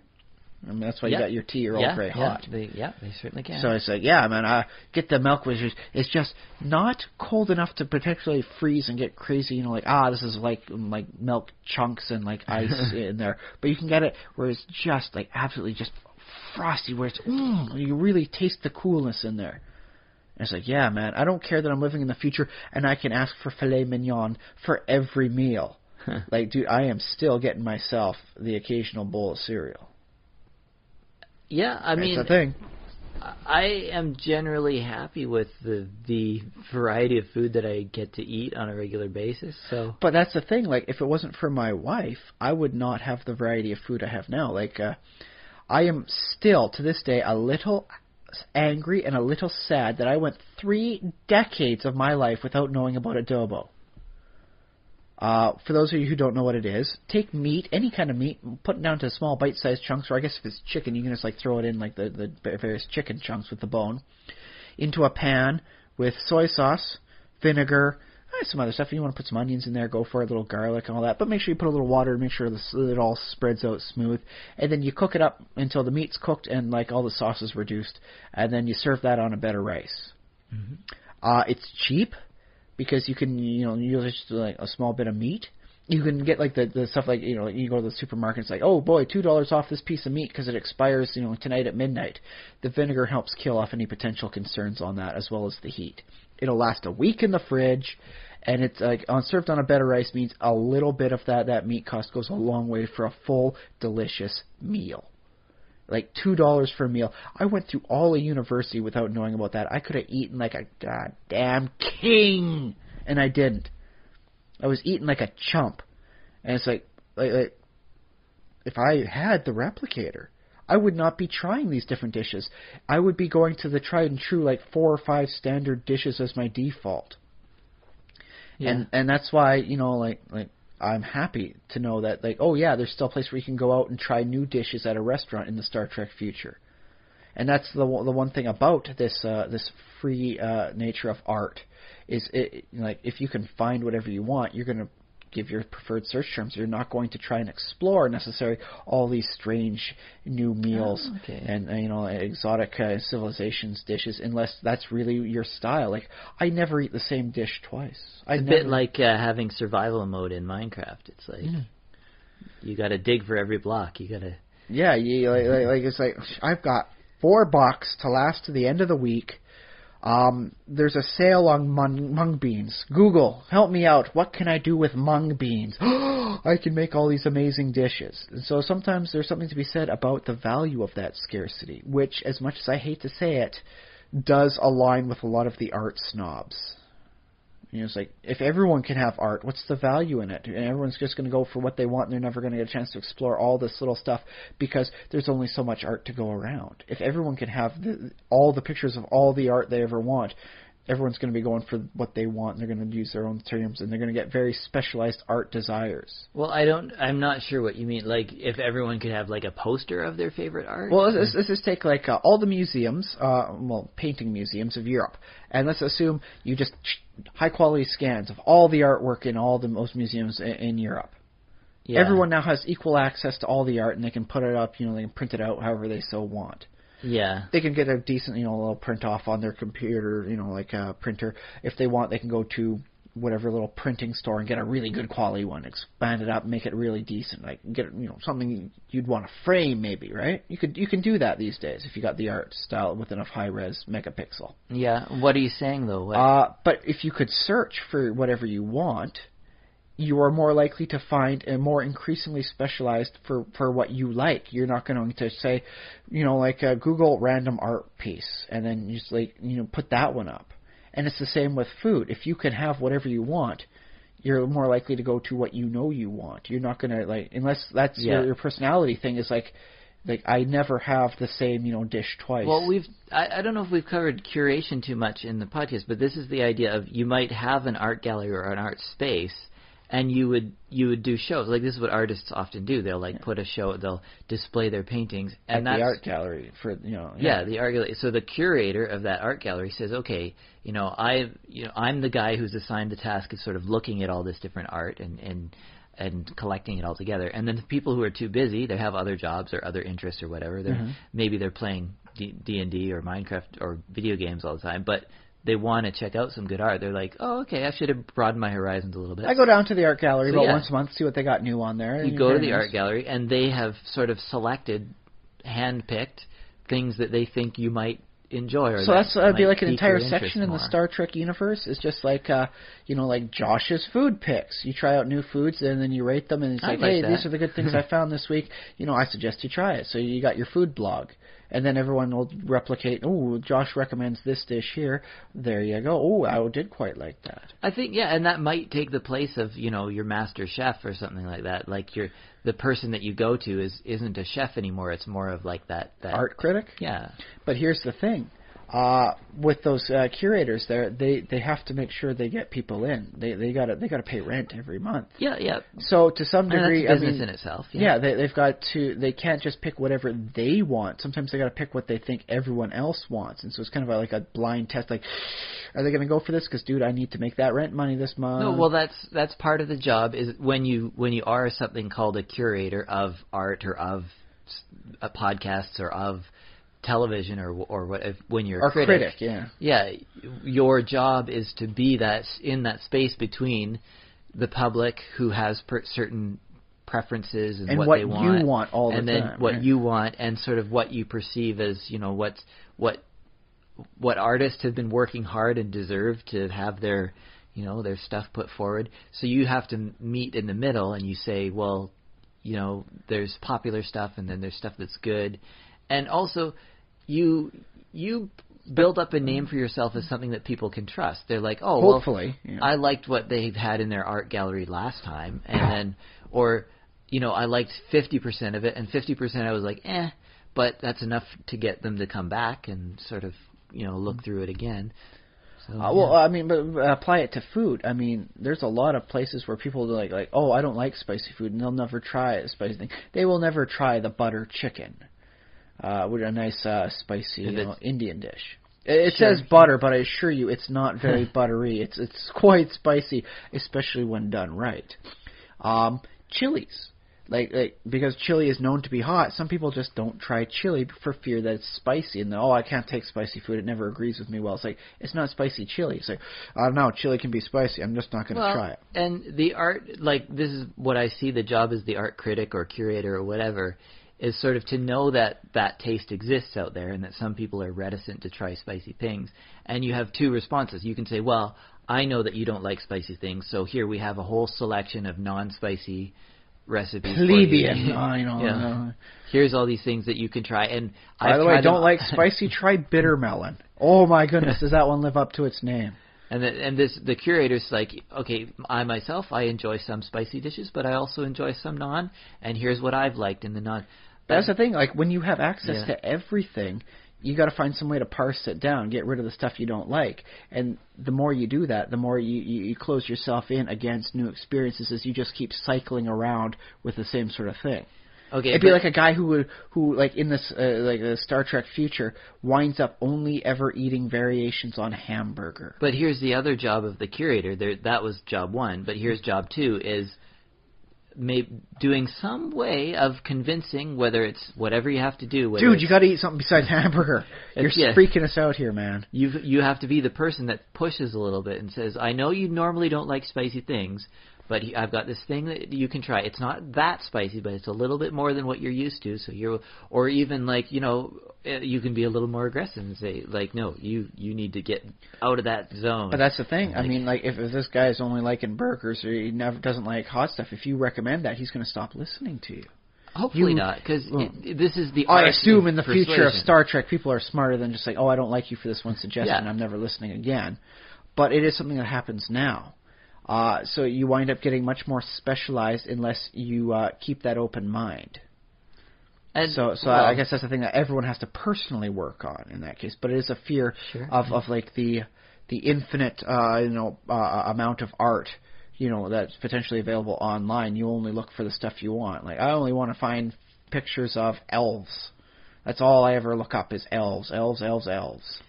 Yeah, and then you wind up losing like a lot of potential good artwork because it's like there's no elves in this at all. Are you picturing this all in an online world, like all? Well, I'm picturing it both in the future when like everything effectively becomes the equivalent of like online images. Okay. As well as currently, because let's face it, there are a lot of people, especially when it comes to stuff like politics, where if you don't agree with them, very specifically agree with them, and as time goes on, ever increasingly specifically with their views, they ignore you, and so you wind up getting into like a sound chamber where it all just I see where you're going echoing with this. things back. I wasn't following you until now, but yeah, about the echo chamber, I think you're right. That is a potential danger. Now, hopefully, in the Star Trek future, that's not something everyone has to worry about. But in the modern era, but the other thing that happens in Star Trek is it becomes. Well, it's cheap to travel. I don't know if you can do. The ship costs a little bit. I remember Quark being very like, "Oh my goodness, my cousin gave me a spaceship. This is amazing." Not a great one, not a big one, and it turned out one like it was booby trapped. Spoiler alert! It's a first act plot twist. But yeah, like dude got a spaceship. It's like, whoa! But if you like, for example, if there's a famous food critic or whatever. You, in theory, could go and teleport to them and go talk to them. Like if you. Well, I don't know, teleport for most areas. I suppose, yeah, you could. Well, if you're like, you know what? I'm going to say for a very highly civilized place like Earth, they should have a worldwide teleportation system in place. And if they don't, I'm a little disappointed. Because if you have like the Enterprise up there and you can teleport from A to B and that happens to be like a third of the way around the world, then there should be a teleportation grid network to handle like a mass transit system that way. Although, come on, if you're going like someplace in San Francisco, some other place in San Francisco, take the bus, take the energy, like low energy emission trolley, man. Just enjoy it. I agree with that, and they especially probably if you got the time. That's the future you're living in. I got time and I got energy. Yeah, they probably would have something very nice and scenic and pleasant to ride on. I've seen what they utilize for the background. It's as squeaky clean as what America imagines Canada to be like everywhere. Ooh. But you can imagine like you're hanging around on Earth. You don't have to you don't have a job, but you don't have to have a job if you don't want to. You don't have to do anything. Hanging around with your spouse, and you're like, hey, it's almost dinner time. What should we do for dinner? Oh well. Let's dial up what's-his-face, Blargon, from Andoria. He's lives on Earth now, and apparently he has extra He's spending a few years on Earth to learn the Earth culinary dishes, but he still specializes in his Andoran dishes while he's here. You got to get the people what they want. So let's go get ourselves some Andoran food tonight. Yeah, so we dial him up on the teleport. We teleport to him and say, oh, yeah, hey, man, we're thinking about what to do for dinner, and or you can just dial. Or I suppose, given some of the later ones, instead of actually having him, they'd have like a hologram. Because some of those holograms get pretty advanced later on, towards the Voyager thing. So it'd just be like, yes, I recommend this. Power off. And then you either teleport to a restaurant if you want it. Yeah, wouldn't that be hand. nice? It's like, what do you feel like tonight? French food, like actual French food? Should we go to France for that? Yeah, sure, why not? It's just a teleportation away. Yeah, or if you want it for free, because I imagine there might be a premium. It will cost some credits to actually get it made from an actual thing. Otherwise, you can have it for free at home. Yeah, just replicate up some French food for me. Yeah. So. But also, I suppose one more point about that is there could be a curator of curators. If you get like such a massive culture that most of what people are doing is sort of this social stuff, leisure time social thing. Yeah, so it's recommending. Everybody's job is to be an expert at something that they can recommend to other people, right? That's what everybody's expertise is. So then you'd have curators of curators, and you say, I don't know anything about actual food, but I do know all the food your food Yelp critics. reviews are amazingly poor. I strip you of your food critic, credentials. So you could have a critic of critics and be like, yeah, you go So to this guy. it'd be like the equivalent of like politics. There, it's like I am critic of critics. I'm the prime critiker. Yeah, dig it. So yeah, that was a long conversation about. That was a full 90 minutes, as it turned out to be, like art and its like availability and how that changes things. So I think that's our basic topic then for this week. I think so. Should we also? We didn't get to what you did we? No, we never even did. That's okay. Should we do that real quick? Long story short, I got really frustrated finding out that nothing in the Thaumcraft mod seems to interact with the Bob Gary's growable ores. Oh, yeah. So I wanted to have to work out. I'm working with a system of piston farming, where a golem will collect everything up, but I'm still working out some details as to how the redstone system's going to work on that one. I'm not very like. Why redstone? You can't have it like working on the wall. Like, I mean, come on, you got redstone dust, but you can't make a redstone wire. Come on. Okay. Yeah. So yeah, long story short, I've been frustrated, but I have found a much more vanilla cure. It's not as space efficient, but I'm still trying out a few more things. But yeah, that was my biggest thing this week. But it doesn't compare at all because to the artwork. Because although when I'm done, I do believe my haven, my grand, like final destination should qualify itself as a piece of art, which I will then try and find a spot to put up for other people to use and peruse. I guess with a nice list of like mods you're going to need for it to make it work. Otherwise, maybe just an Imager series on that one, right? Yeah. But I have that's the thing for me is for me it's not so much art as it is a labor of love. It's something I want to do. This is like I can see it in my head. I have to find a way to put the dimensions down much more specifically than what I would, otherwise just because in my head then it's never as grid-like as the actual game. But I hope to get it done right, and I hope to have it all put up, and I hope it'll be amazing because it looks so good in my mind. Yeah. A little bit like Deep Space Nine, but just the nature of how things go. It's more of like a squared Deep Space Nine rather than a circular system, but whatever. But I suppose that's been our podcast for this week. Yeah. How can people get a hold of us? Like if they think like, dude, we are so far off the map when it comes to art and how it gets viewed when it gets free for everyone. Yeah, and or I guess air quotes free. I mean, internet still costs you every month, right? That's true. Yeah, you're paying somebody. Unless you're sitting around mooching Wi-Fi. Yeah. Moochers. Somebody are. I'd love to hear other perspectives on art and other theories. Like, if this is like an entire branch of like art, like, dude, what you guys just talked about was like really first season art school stuff. You really got up your game and talking about it. Like, here's some courses that are really detailed. I'd like to know. How could they let us know? Send us email. Well, there's a couple of different ways. Oh, okay. TheSimulationist@gmail.com is our email address. You can send long treatises on there, and as long as you like. That's me, Josh. I read those. Ryan, I can get relayed. Yeah, I can forward them to you if they're of interest. Josh is my curator. Yeah, but also there's Facebook.com/TheSimulationist. There our Facebook page which you can like. We do try and be on there at least once a day. So after liking it and you want to post a comment, you should be able to get a reasonably quick response. Yeah, exactly. You can comment on each episode as it goes up, like in the comment section there, or you can comment on the page in general, which shows up on the little right-hand side of the page. It's not quite as visible, but we'll see it. We get notified. Other fans technically can find it too. So start up a conversation. Yeah, look for that area. That's Facebook, which is We're also on iTunes. We're on iTunes. You can leave a review on there, and as many stars as you think we would deserve. Yeah. Josh is on Twitter. I'm on Twitter. Oh, speaking of Twitter, I recently changed my Twitter handle. Oh. Apparently it's an easy process, and I kept all my followers. Oh, you can change your name, sort of thing, but the address, the @ so-and-so stays the same? Is that how it goes? No, my @ is actually, it's a different one. So it's @Josh_Trelaffin. Yeah. TRESLAFFIN. Oh. So I don't know if that's a change for the better or not, but it was sort of as part of my rebranding for a comedy career. Okay. So yeah, Josh Trelaffin. Dig it. That's Trey for very, so very much laughing. I don't know, I don't worry, I got that. I'm digging it. That's nice. So I needed a little pun thing.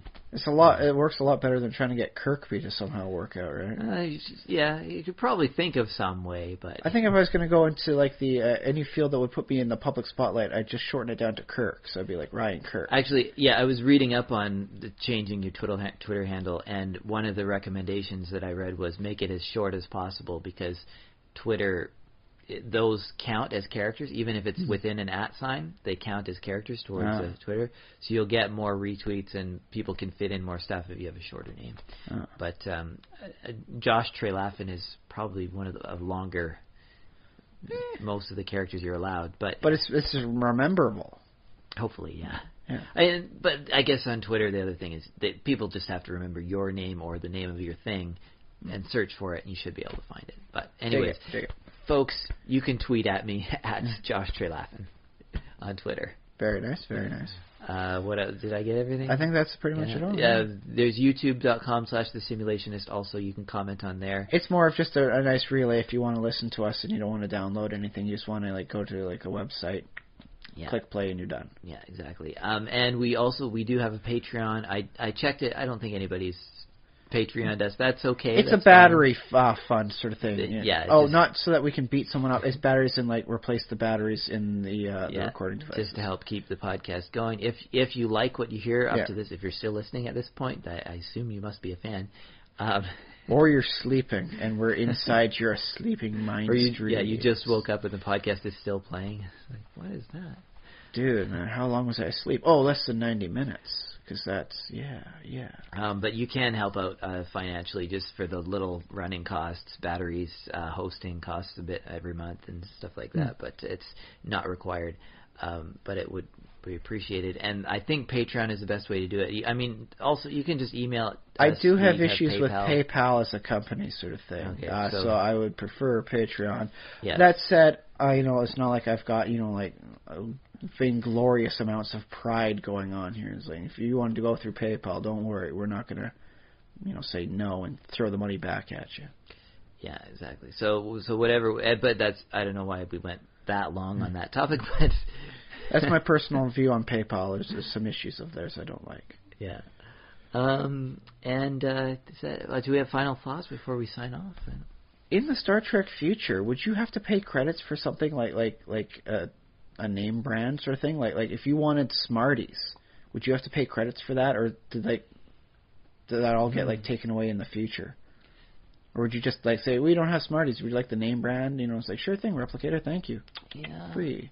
I feel like I really think there's a problem because in the Star Trek universe they say Earth doesn't have money anymore, right? They got credits for the big things, Okay. If they have it's some like kind they've of done away currency. with the common currency, but it's like in the online games. You got your basic currency and then you got your premium currency, and this just happens to be in a world where they've eliminated the basic currency and it's only premium, and so you get so much stuff for free. Yeah, I'd imagine they would probably come up because I like the idea of a brand name getting some sort of reward for creating a quality product. But how hard would that be if it's like, okay, we got this one quality item out of the million attempts we did. Replicator, scan and replicate infinity times. Yeah. Well, my thought, in the intermediate, I don't know what it would be like at the end state, but in between then and now, there probably would be licenses for that intellectual property. So yeah, the name brand would be. It wouldn't even be intellectual property; it'd be culinary property for that one. Well, it'd be for foods. It'd be ones and zeros that turn into a food, right? Because ultimately everything would be digitized. And it just seems rather weird. There'd be a license fee every time you made use of it. Your computer would have a tracker and it would ping and say, oh, okay, they used that recipe that time, so that company gets a fraction of a penny, but it's enough people are using it that it adds up to billions of credits. But that's the thing, like, once you realize that these people are getting money off it, whereas this one's for free, wouldn't the freeware eventually take over? Like, yeah, I guess it's, it's approximately as good. I mean, I can't taste the difference, so I'm going for, the free burger as opposed to the McBurger, and that way McDonald's doesn't wind up making the money off that. Here's what I think will happen. I think that, I think the open source movement is powerful and will continue to be that sort of thing. The power of free is a very powerful draw. Yeah, but I think I think they're going to develop in parallel. I think there's going to be paid versions and open source versions. Like, I don't see either of them taking over. I don't like the freeware version of this candy. It tastes kind of particulated. Well, that's because it's a low-res copy. If you really want the high-res copy, you're going to have to pay 99 cents. Yeah. And would that be like an all-the-time access, or would it just get you access to the recipe and then you can use it for free as many times as you want after? I guess some different companies might go with different models depending on the specifics of that industry. It costs 1 cent every time you copy our cookie recipe versus the other one was like 99 cents and you get the recipe forever. My picture is that no copy-paste. Because computing power gets easier and easier and easier, the computer can actually count each time you use it. And it's just it's such a tiny fraction that, yes, they would charge you every time, because that's the easier way to do it. Now that they can count it, they might as well go ahead and do that. So you're saying that there might be this like subculture of like critics that have to pay effectively credits to get into like this specialized database, and everyone else has just got the freeware database? The critics... It'd be like basic cable and premium cable sort of thing? They might have they might pay like some sort of base, like a lump sum that sort of grants them access to everything, or companies might just be like, no, you're a critic, we're waiving the fee for you because you're a critic and we want your good reviews. So so it would be like what they're doing over at the DMs Guild, where you can get some stuff for free, and I guess if you want to do a critique sort of thing, you might be able to get a copy for free for critiquing purposes. I think so. There is a decent amount of people over on YouTube that manage to get games and toys for free so that they can review them. And my daughter watches that. I mean, that's how come my daughter knows Candyland. Yeah. When we opened it up yesterday for our Family Day fun, she knew the rules because she had seen it and seen how it plays out. My picture of the future is that everything is going to be micro transactions. Like nano transactions? Yeah. Using a recipe one time is going to cost you like virtually nothing. But it's used by a trillion people, so that company makes money even though you don't even feel it when you use it. Here's my thing, is I believe after a certain point I'm going to make certain to have my replicator set up so that only the free copies come in, so that they don't even make that fraction, that nano credit. But I mean, my argument. I'm not saying that's wrong. That's how I see the future going with me in it. Yeah. When I get the replicators, my goodness, everything's going to wind up being free, and I'm going to be proud of that. That's going to wind up being its own sub, genre and all that sort of thing. Is the free stuff only, freeware only. Yeah, but forget the bootleg, forget the illegal copies and all that. It's just going to be like the freeware subculture movement. I will say about the other thing about freeware that we're overlooking at the same time, and I mean, even in this podcast, this is a free podcast. Yeah. But we have asked a donation for option. Donations. And a lot of times freeware will be like, this is free if you it's more like pay what Lord you want, knows I'm right? a third of the way through Welcome to Night Vale. They do ask for donations because they're a quality performance sort of thing. Yeah. I haven't donated yet. I do not have the funds really to donate. Yeah. But you know what? It's like they produce a good quality enough product. I don't feel offended when they ask for some money. It's like, dude, maybe I should. Maybe I could take a look at their T-shirts. Maybe that's how it goes there. It's like, here's my free recipes. You really like this stuff? I got some premium stuff. Going to cost you a credit to get it? Yeah, it could be something like that. If you want to donate, like a credit a month to help me out in my endeavors to create new recipes, thank you. That's much appreciated. I guess, there's something to be said about voluntarily paying for something versus like you don't get it if you don't pay, sort of. The old style. You got to pay to get anything. Versus the new style, here's the stuff for free. If you really like it, please help support. Yeah, but I guess what I was saying about the microtransactions, nanotransactions, is it even worth like the time it takes for them to ask and for you to say, okay, yeah, you can have a half a cent. I don't believe you're truly factoring in how dang cheap I am. But you wouldn't this is a world in which basically imagine you yes, I'm wrote a this little wonderful thing. You created a little piece of software or something. Mac, if I was living in the Star Trek future where I didn't have to worry about where the rent was going to come from every month and how I was going to make sure to get food or whether or not there's going to be enough fun toys for my daughter, I would just be able to have a nice little area for myself and just really devote it to doing what I want, writing this, writing that. Can you imagine what I could do with that extra energy I don't have to expend by spending it on work so many days a week? Oh my goodness! And I'm not. I assume income would if you I'm not asking for a great. I don't ask for an apartment. That's as good as some of the stuff they got in the Star Trek. The Enterprise things. What I've got right now is wonderfully fine. I consider the amount of space I have in my apartment to be at times almost luxurious, given the fact that I'm living in Victoria. I mean, if you were on a starship, then this would be huge. Well, I mean, it'd be a shared suite sort of thing, so it'd be technically 3 people suites all combined up. Oh wait, do kids get own suite space in the Enterprise? Because there are kids there. It's a battleship with kids on it. How crazy is that? That's the future. Well, yeah, they make a point of that because it's supposed to be their living science space. Research vessel. Officially, it's a battleship. Yeah, and it's a very militarized science vessel. If it's that. Yeah, and yeah. Man, just spend some time working at a lab wherever I want, and spend some energy there, and spend some time doing writing, making adventures. I guess it'd be holosuite adventures in that case in the future. But oh my goodness.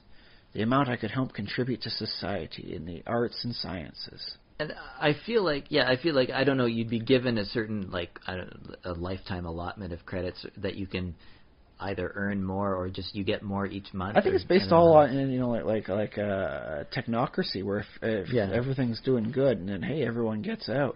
If you're doing work that requires manual labor, you get extra credits. There are vineyards still in the future for because a wine does not replicate as well as the particular bottles that have aged manually. That's true. Yeah, we see Captain Picard. His family's got the vineyards. Yeah. Yeah. But you're not poor in that world. So what else are you going to spend your money on? Now that imagine you've got your apartment, that's covered. You got your that's right. I suppose in the Star Trek future, I'm not so cheap because money doesn't really matter that much to me. Yeah, and so you just happen to have all this money, so you're just going to hold it back and not I guess I wouldn't. Oh, but here's the pitter-patter of little feet saying that we will have to sign off. Okay. This tangent's gone on a little long. So we will hear you. You'll hear from us again. In 6 days' time rather than 7 to help even things out. Until then, I've been Josh Levin. I've been Ryan Kirkby. Take care. Bye.